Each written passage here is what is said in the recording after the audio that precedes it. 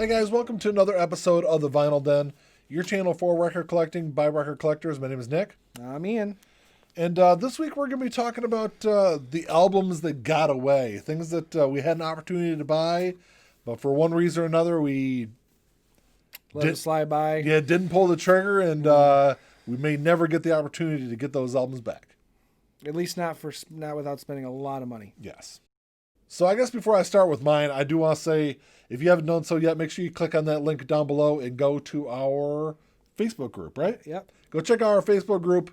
It's we kind of continue these vinyl conversations on there. Sometimes I try to get him to get involved in it. And sometimes I do. Sometimes he does. But so I guess the first one I wanted to start off with, I'm a big Blink-182 fan. And on the 182nd day of last year, they dropped, so back in, I want to say it was like 2011 or somewhere, 2011, 2012, somewhere around there. They did an EP called Dogs Eating Dogs. So last year, like I said, on the 182nd day of the year, they dropped this 10-inch. And I had an opportunity to get it. It was, because they actually released 3 different versions of it. The 2 versions I really wanted to get, one was like a splatter, half and half version. Then there was a red version. I really wanted those. And then there was a white version. Wasn't really sold on the white version. It was only like, I think $35, though I could have ordered it. I passed on it at that time, and now those things go for about $150 to $200. So that's definitely the one that I kind of, especially being a Blink fan, I really kind of wish I would have pulled the trigger on. Mm-hmm. So my first one is Alice Cooper, which you actually reminded me of because I was trying to think of all the ones I've let get away. This is the one that Ian has complained about for like 2 years. Welcome to My Nightmare 2 came out in 2011, and it was released on vinyl at the same time. I saw it at Dearborn Music at least 5 times, but I never. Music. Yes, but I never had enough money. I was kind of poor back then, so I never had. It was like $35. And I actually didn't even have a turntable yet, so it was really hard to justify spending that kind of money when I didn't really have it. And then, of course, once I had the money, it was gone, and now it's like $180. Yeah, I've seen it as high as $300, but it's not. It never really sells for that much. It usually sells around $180 to $200. Yeah, still that's a lot to pay for that album. And it's not. I can't understand why it hasn't been reissued. It's a good album. It's actually a really, really good album, but it's nothing special about it other than it's just out of print, you know, which is why it's expensive. So I can imagine eventually to get repressed. I would think so eventually, from maybe like a record store day or something like that. Yeah, I was kind of hoping it would have been this past year. He didn't actually do anything for record store day this year, did he? Yeah, that live one. Okay, he did. Well, I guess he did 2 live ones because I have both of them. He did the $1 Billion Babies and the. Were both those this year? Yeah. Oh, I just remembered the 82 show. Yeah. The one from the last record store day. Yeah. But anyway, that's my first one. So my second one is an album that it wasn't a really big release. So I'm a big Logic fan. Ian is not a rap fan at all, but I've definitely loved a lot of his at least the last like 5 or 6 albums. 4 or 5 albums of his. And so I think it was last year or the year before, Logic wrote a novel, and he released a soundtrack for that novel. It's called Supermarket. I had an opportunity to pre-order it. I could have got it for, I want to say, $40 or $45. And I just looked on Discogs, and it's currently the cheapest it's going for on Discogs is currently $600. So it's an album that, and a lot of those rap albums definitely have like that inflated price. It just, especially for his stuff, because doesn't he just release a small amount through his website and that's it? Yes, yeah. But his last 2 albums that I have, I've pre-ordered both of them because of what happened with Supermarket, and neither one of them have inflated quite that much. But that's one that it's a really good album. I really wish I would have grabbed it though. Isn't that one album that you found relatively cheap at Dearborn Music in the used section?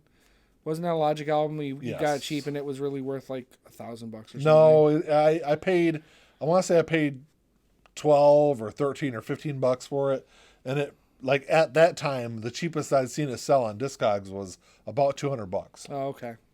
So my second one is we've talked about it before on here. Jethro Tull's Roots to Branches. Nick has a copy of it.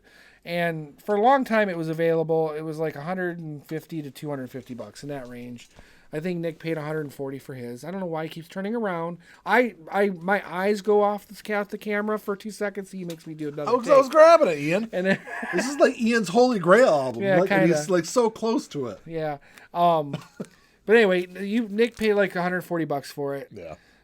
And it's gone. I've seen it as high as $250. But I went and looked at it the other day, and there weren't many copies available. And the ones that were listed, now none of them is sold for this much, but all the ones listed were like $700 to $1,500. Yeah, they're definitely. So that is way out of my league. I'm never going to spend that kind of money on a record. Yeah, they're definitely pricey. I definitely got this on the low end right before the prices really kind of jumped, and it's a really great album. If you're a Jethro Tull fan and you haven't listened to this, or actually, this album would probably appeal to even a much wider audience, honestly. Because I'm not a big fan of their later stuff. 80s albums. Well, this is a 90s album. I know, that's why I said I'm not a big fan of their 80s music. Okay. But I am a fan of this album. Right. But yeah, it's, as a huge Tull fan, I'm a completist. I want all of them. But I kind of missed the boat on that. Yeah. You know, I'm hoping other copies show up available, but maybe someday I'll get a reissue. Maybe. It's only been pressed the one time. I could always just kill him. I'm sure his wife will let me have it. So I'll throw her $50. And my wife said that when I die, she's going to have somebody come down and just give her a price for all my albums. Well, hopefully she'll let me pick through them first. So hopefully. So for my last one, I guess it's actually a couple of them I'm going to kind of bunch together. If you guys haven't done so yet, if you haven't gone on the website, Mondo Records, I think is what I don't know if it's Mondo or if it's Mondo Records, but if you just Google it, you'll get to their website. They do a lot of great soundtracks. And I think I was kind of late to the game when it comes to Mondo releases.